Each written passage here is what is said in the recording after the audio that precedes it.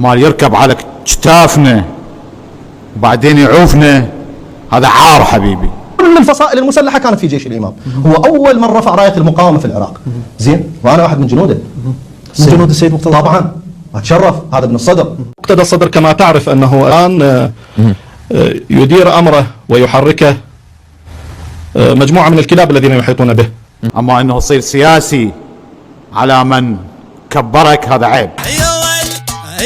ليش ما عليك بعيني تصغر على السواق كل شعيب تكبر، ترى انت اللي بدون كل شي تخسر، تريد تروح الله وياك سويها. الله وياك، الله وياك. ولا اسب العشره